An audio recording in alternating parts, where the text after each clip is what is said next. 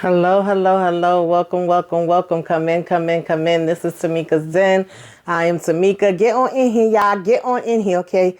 Kick off your shoes and relax your feet. You are now in the den. So, guys, I asked the question, okay? Is anybody watching Riches out here? Are y'all getting into Riches is on Prime? If you are not, get into it and thank me later, child. But I did get a request to do this, so I'm going to talk about episodes 1 and 2.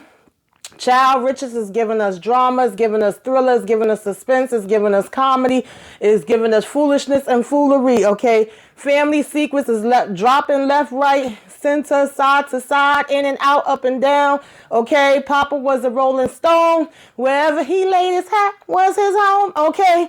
And Mama is out here, child. Stella getting her groove back, all right? The kids is fighting, y'all. They fighting, okay? It's on and popping. They ready to scrap to get what each one feels is their own, and we are getting it on and popping. This basically means war. So let's go ahead and get into this, 2 episodes, y'all. Let's talk about it. So, just to give y'all a little backstory, we have this family, okay? This is a British drama, all right? And we have them living out here in the UK. They are Nigerian, right? And the father, the head of the family, is Mr. Stephen Richardson. Now, he owns this, cosmetic company, and he's a self-made billionaire, okay? He done rise to the top. And so he also is just, we getting introduced to him. We're seeing him doing this interview, getting a little backstory of him. And, the fact that he was able to build this empire this way. And, we got this reporter interviewing him, and it's basically like, asking about racism and all that different kind of stuff. And he like, see, y'all always want to come and ask a black person, do racism still exist? Is racism real? And he's talking about like black magazines versus white magazines, or the black models, and how, the black woman is viewed and what makeup is in the industry and all of that different kind of stuff, right? And so we don't really know who's who when we first see these characters, but we do just kind of get an overall introduction into each one's each one of the family members' character, or people that works, with the business. And so, we get introduced to, but we don't know who she is at the time, child, okay? His second wife, because he was married, twice. The first wife, he had his daughter Nina, and he had his son Simon with her, okay? So he has 2 kids that used to live in the UK, but now live in the United States, right? And then the second wife, he has 3 kids with, which is Alicia, Gus, and Wanda. So when we see this introduction play out in the first episode, which is called See Trouble Coming, we initially get introduced to him. We seeing him, like I said, interacting with this reporter, right? And then we're seeing also, at the time, we don't know who she is yet, right? Nina, and how she's doing good at her job. She's getting some type of promotion. Her boss is telling her how great that she is doing and how far she could go and all of that, right? And they're going out to like a celebrate after getting this new deal. And he's telling people that, her boss is telling people they can all take the rest of the day off and stuff like that. And so we getting kind of back and forth flashes, right? And at one point we're seeing that, after he has this meeting with the, interviewer or whatever, and they leave, his secretary comes in and she's like, you're not looking right. Are you okay? And he tells her he's fine, and he tells her she could go ahead and leave for the day. And we see him make this call. Now, on the reverse side, we see Nina at this spot having a drink, and her and this guy's having googly eyes. And, she basically gets the call and steps out for a minute, but we don't never know who she's talking to. It's basically like she steps outside, she takes the call, and then she goes, why are you calling me? How did you get my number? How was you able to, contact me? Don't ever call this number again. And then another co-worker / friend comes out looking for her, and it's basically like, what's going on? And she just ends up telling the girl that it was the wrong number. Now keep that in mind. So, and when we flash back to Mr. Stephen Richardson, he's over here, looking a little sick or whatever, right? For a minute, I was about to be like, child, are you about to jump out that window? Because we see him kind of, walking towards the window and looking funny or whatever. But no, he was basically having a stroke. So when he passes out and has the stroke, they go ahead and rush him to the hospital. And we start to see the transition of these other, kids, right? Which is Alicia, Gus, and Wanda. And we got Gus chilling in a club. He getting a call from Wanda. She's the only one that actually was able to rush and get to the hospital as soon as, everything went down. So she's there by herself and she's telling him what happens. Now, when she's trying to call Mama trying to get her groove back. So Mama ain't answering the phone when she's trying to call Alicia not answering. Alicia over here trying to do makeup tutorials. Okay. She's basically turned her phone off. And so they don't know what's going on. And the only one she was able to reach was Gus inside the club. And you could tell that Gus got a whole bunch of friends that's just trying to hang around him just to try to get that, free little splurge on and spend up his money or whatever, right? And he just leaves them there and he goes, of course, trying to rush there to be with his dad at the hospital. But he ends up getting stopped by a cop who, of course, had to, put him through all kind of changes, basically didn't want to, believed that his vehicle was his, wanted to, even though he gave him a breathalyzer and he had all his paperwork and everything else was passing, he still wanted to have him waiting there when Gus is literally begging him like, yo, my dad, I just got a call that he in the hospital. The cop could care less, okay? So they were showing you that, of course, even when you rich or whatever the case may be, that don't make a difference. They still be having people that, would be racist towards them or having different stereotypes about them. Don't believe that it could be their vehicle and all of that different kind of stuff. Don't believe they got the money. Like at the end of the day, they ain't looking at none of that, right? And so he's dealing with that situation while his sister's at the hospital. Now, meantime, Mama, okay, Miss Mama Stella, that's what I'm going to call her. She finally show up at the hospital and her daughter's like, Ma, why wasn't you here? What was taking you so long? And he has started coding while she was in the daggone, room with him. So they have made her step out. And by the time Gus gets there, they tell him he passed away. And then we basically see that because Alicia ignored the call and was busy doing her daggone makeup, she didn't end up seeing all the messages and calls and what exactly it was about until that next damn morning when she woke up. So now we flip back over to Miss Nina. Nina took home the guy she was making googly eyes with in the club, child. Okay, she wanted to get it on too. So we see that, once she got what she wanted to get from him, she's basically telling homeboy, like, okay, to the left. Okay, you ain't got to go home, but you got to get the hell up out of here. And he getting all of his feelings. So when he's leaving out, we get introduced to her brother Simon, who's coming in. Now, we don't know who he is at this point, right? And the guy's looking like, who's this? He's like, oh, let me get the heck up out of here, right? Like, you got a whole dude walking in. He probably felt like he could have been, hurt or killed or something. Like, she had a man type of thing, and the man was coming in, but no, it's her brother. So when he comes in, his face is real serious, and he's like, yo, I got some news. And she's like, well, what? And he tells her, like, Dad's out. And she's like, oh, please, I thought you was going to say something important. Like, who cares? He's been dead to me, from years ago. So, of course, these is his estranged kids. He have not been in their lives for years and years and years. He was with their mother first, probably was cheating or whatever have you, left their mama to get with, the new wife, who, by the way, was sitting there getting her groove back, okay, getting her Jones on with another young guy that we find out later actually works for the damn company, okay? And so basically, Nina is harboring feelings from that, and she's like, he was been dead to me, so him dying now for real doesn't mean nothing, right? And, Simon is like, come on, we at least got to get closure. We got to go to the funeral, everything like that. And so they like, he says, we also got to go tell Mama. So when they go tell Mama, Mama could give two craps either. Okay. She like, okay, that's nice. And she's like, why are you telling me? Why would I care?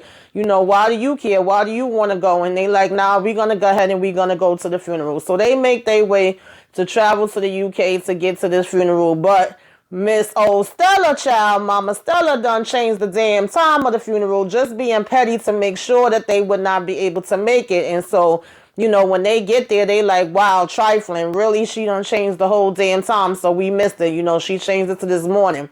But they still did have to go in to get this, reading of the will. You have this lawyer Gideon, who's been a long time family friend and knows them and stuff like that. And so he reaches out to them like, well, y'all still need to come and hear the will. So they go ahead and get up in there to see what's going down and what they talking about. And we basically see Steven on this video. So he has a video and he has the paperwork, okay? He's not playing of everything, how he wanted, where he wanted. You know, he making sure he do this video and he let them know what he's expecting and what he's going for, so it can't be no confusion about it. And he says that he's giving the secretary, Maureen, 1.5 million pounds. I said, that's a lot for a secretary. I'm just saying, all right. Homegirl sliding off pretty good, because at one point she tells, well, I'm gonna wait. Let me not jump too far ahead, right? So at this will reading, we have Maureen getting 1.5 million. We got the the siblings, which is two sisters and a brother, getting 500,000 pounds each, right? This is his siblings, right? Steven's siblings. And then we have his wife getting the house, the cars, and like a $20,000 allowance monthly, okay, which she's not happy with at all. We got the kids getting a 30 million pound to be split evenly between them, but then Nina and Simon get left the company, which everybody is in an uproar and pissed about. They like, how the hell are you giving these two people that's never been in your life, that live all the way over in the United States, you know what I'm saying, this money? They are basically calling them strangers every chance they get. And I was like, yeah, I guess they are strangers to y'all because y'all don't know them, but technically they are his damn kids and kids that was here before y'all. And they are y'all sisters and brother, whether you want to admit it or not. Y'all share some blood there, okay?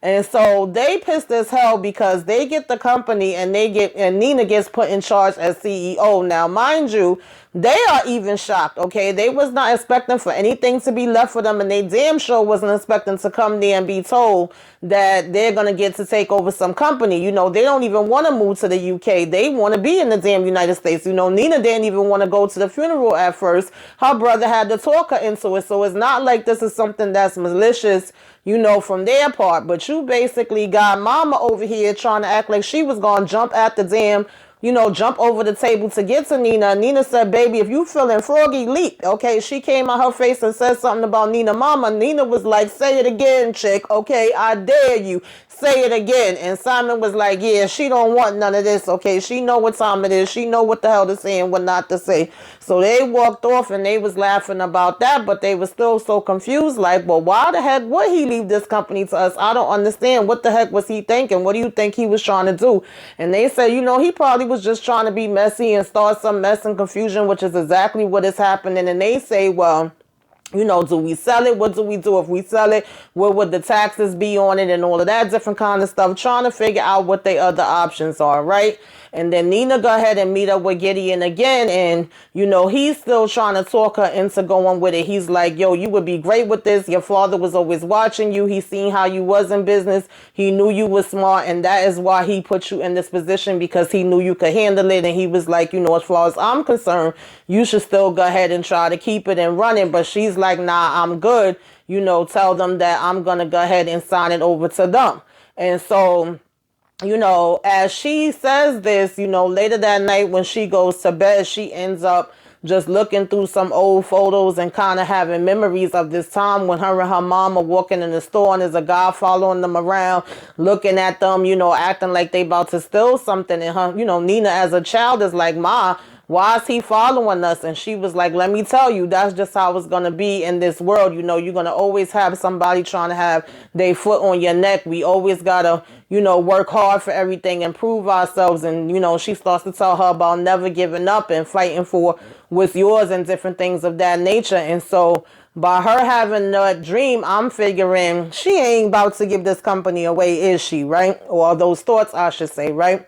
And so now when she go into the office the next day, she's also looking at, you know, all the pictures on the wall, the trophies, whatever different momentums that he have on the wall. And she sits down getting ready to sign it. But then old Miss Stella want to open her big mouth and be like, oh, yeah, you know, Steven was a smart man and he was an entrepreneur and he knew how to build a business. You don't know nothing about this. And she want to talk about, you know, how her and him built it. And Nina had to check her and be like, let me let you know, Miss Lady, one thing you not going to do is pretend like my mama didn't exist. First of all, my mama helped him start this, okay, in our flat, in her kitchen, all right? It was not you.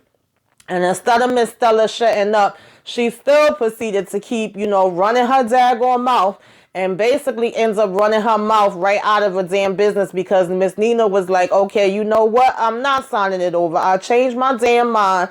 Deal is off. I'm back as CEO. Rip up these damn papers, okay? And we about to make it do what it do. And so basically her little side boyfriend, boy toy that works at the company, ended up being like, yo, you should have just kept your mouth shut. And really she should have. She literally talked herself out of getting the deal. And then Gus gets mad and was like, yo, don't talk to my mother like that. Who the hell you think you talking to? And so when she leaves and it's just her and Simon again and they chilling, in this little bar area, he's like, yo, what the heck is this about? He was like, I don't understand why he left this to us, and I don't understand you much right now either. He was like, 1 minute you didn't even want to come here, now all of a sudden you changing your mind and you talking about running this company. Like, what's good? What are you doing? And she was like, I don't know. She was like, I don't know what to think. I don't know how to feel. She said, he called me for the first time in 20 years. And he's like, what? Who? She was like, Steven, they dad. He basically, when we started out the beginning of the episode, and he was making that call, and at the same time she stepped outside to take the call and was telling the person, you got the wrong number and don't ever call me no more. That was basically him, right? And we had never got to hear what he was saying to her, but what he was saying to her was that he had been watching her. He see how good she's been doing. She's a chip off the old block.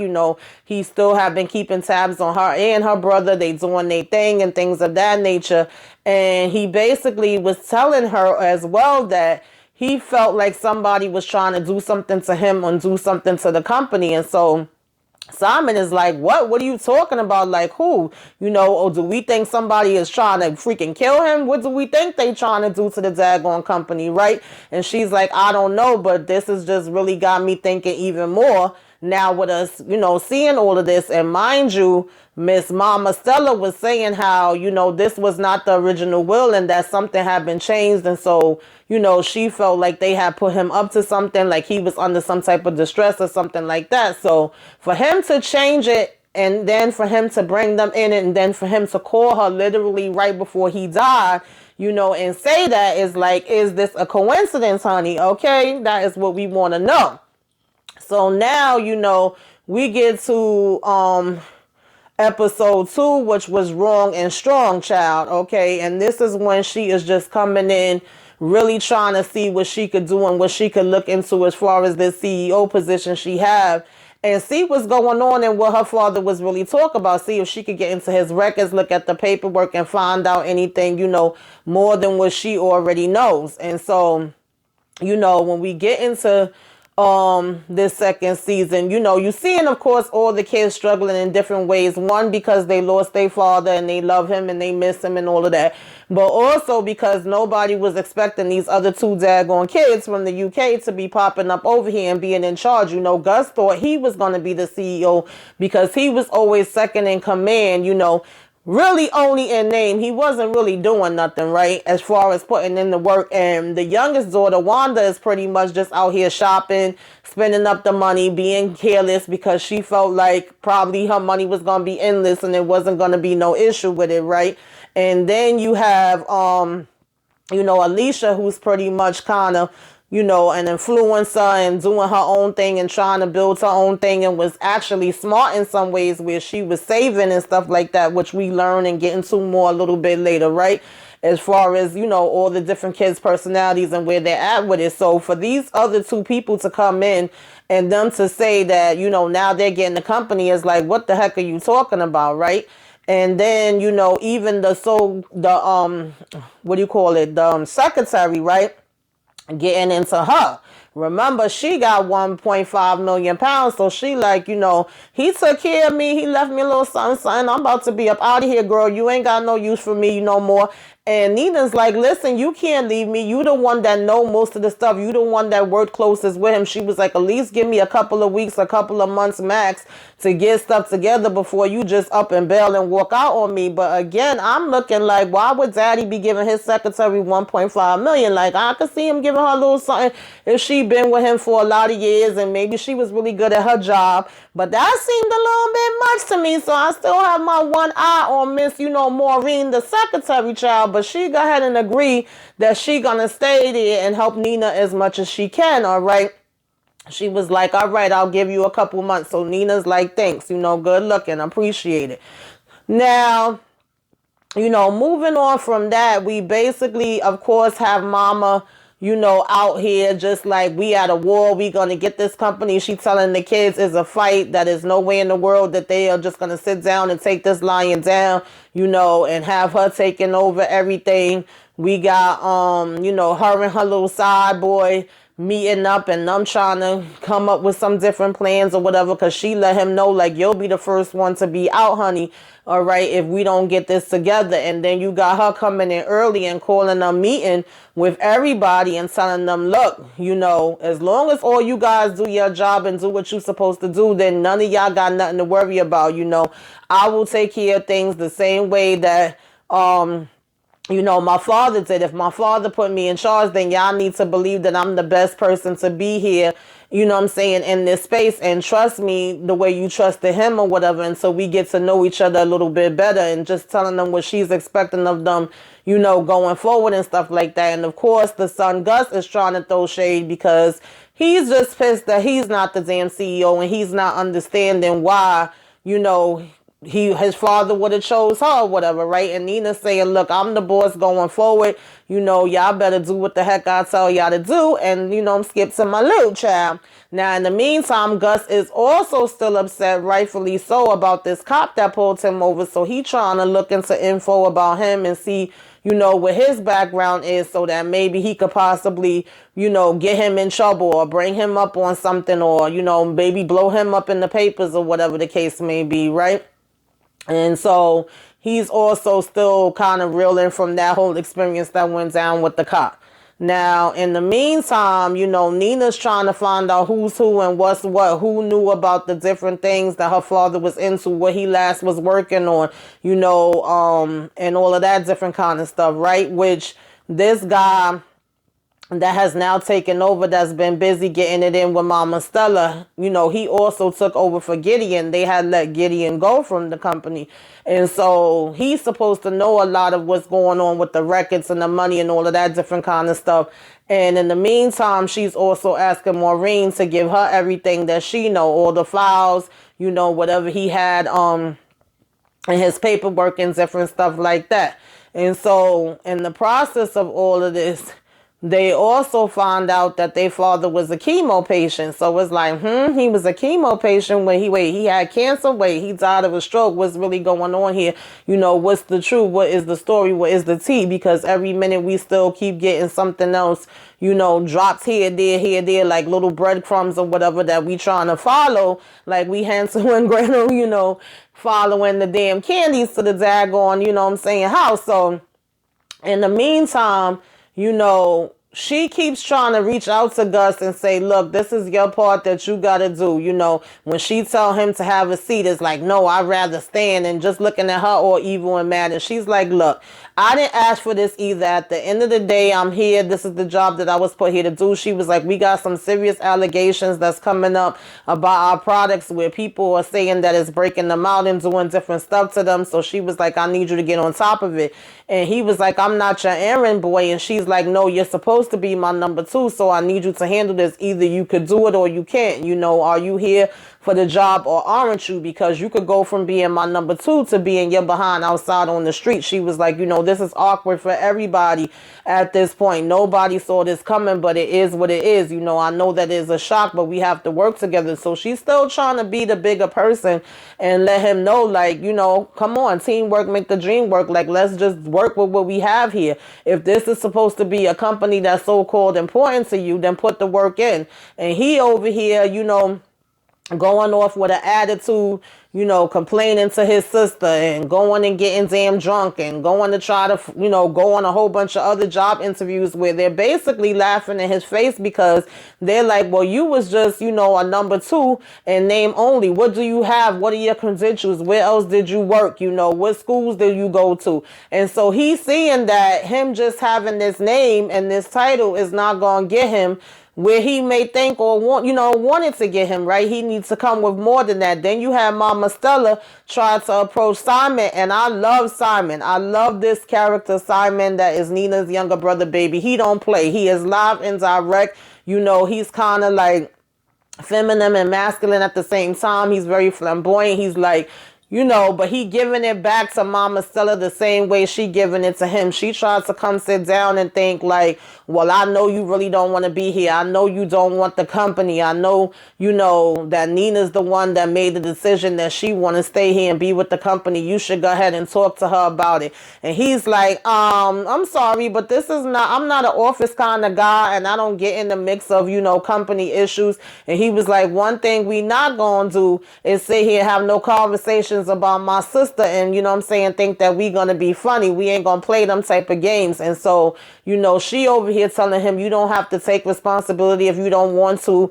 you could just give a heads up. And he was like, hold up. He was like, wait a minute, what we talking about here? Because what I'm not going to do is ever, undercut my sister or play games with my sister. We going to stop right there. We ain't even going to go there. She was like, if you, want to talk, we could talk, but if not, we need to get the lawyers involved. Don't try to pump me for information. And she was like, I'm not trying. So he was like, girl, I've been to this rodeo before, okay? I wrote it a long damn time ago. Do not play with me. Play lotto, okay? He was like, cute shoes, though. I said, I know that's right. Let her know.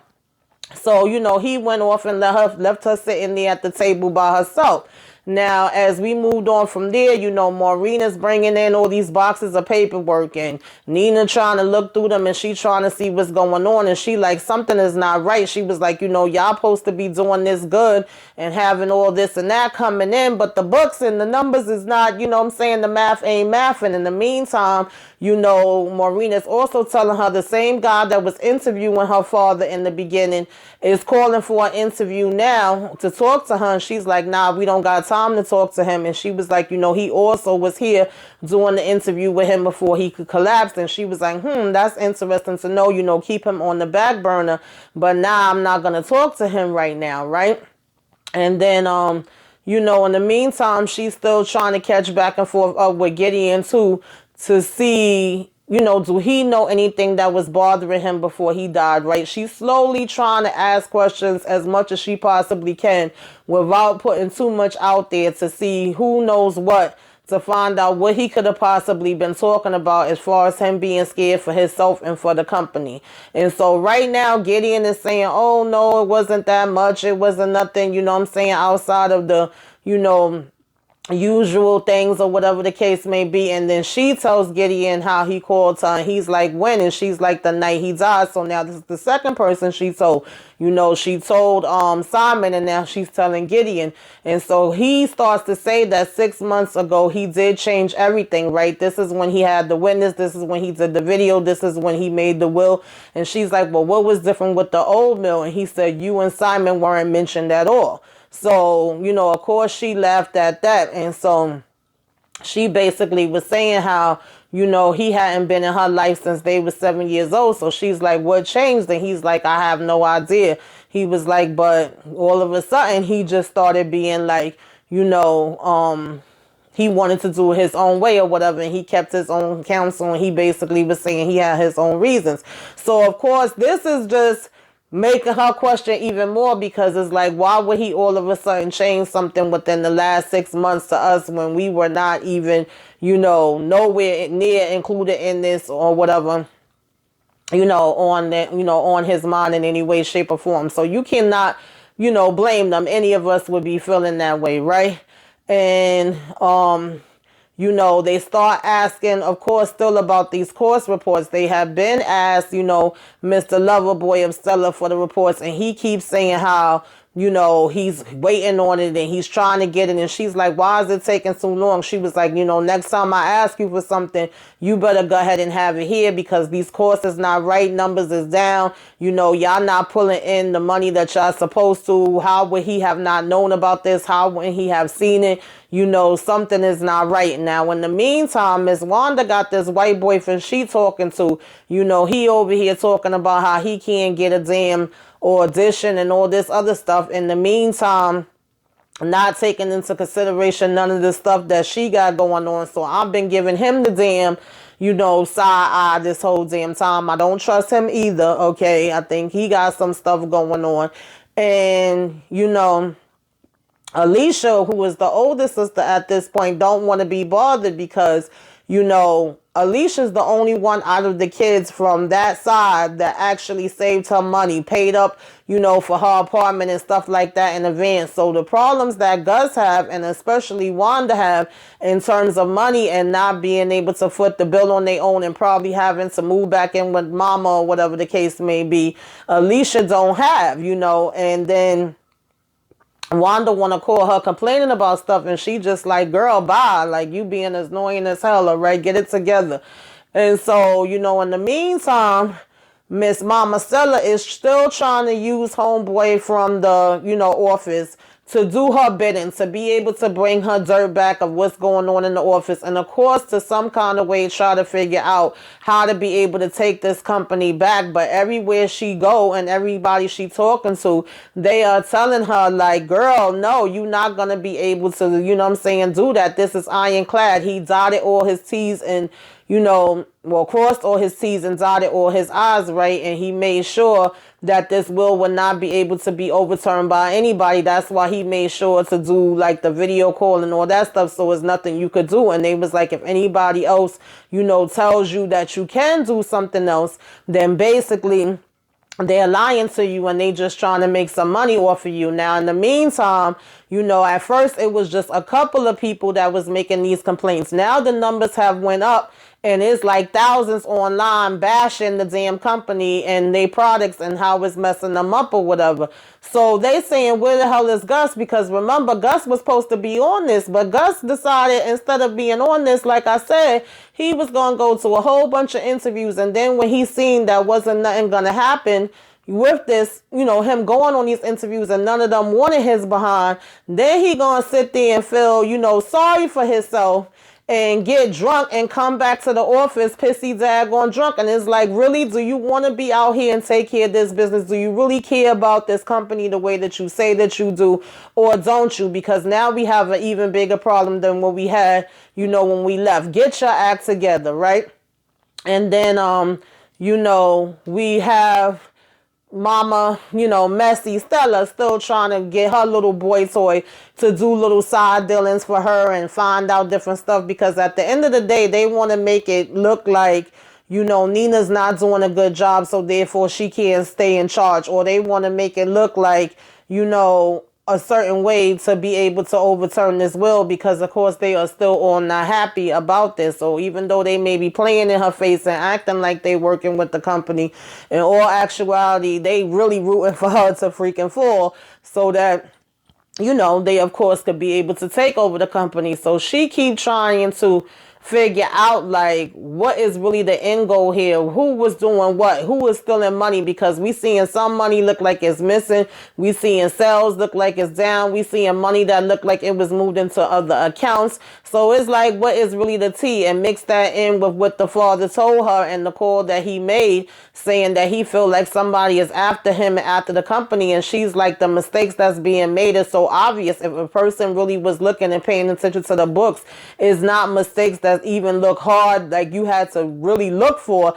Is stuff that's actually in your face that would be obvious for any person that's paying attention and doing their job the way that they're supposed to, to be able to see. So it's like, well, what's really the truth? They was like, obviously somebody has basically been stealing from this damn company. And I think they said that it was either 150 million or 250 million. So it wasn't even like it was a small number. It was a big number, a couple of hundreds of millions that was freaking missing. So it was like, okay, what is the truth? So at this point, she want background, she wants surveillance, she want to get everything that she could get into, finding out who this person is. In the meantime, Gus out here still trying to put in a whole bunch of, information on this cop too. He want to know about his damn family life. He want to know if he got credit cards. He want to know if he had any damn problem in his life. Okay, take it all the way back to when he was a damn baby to when he grown, because now he want to try to put it on this cop the same way he feel like the cop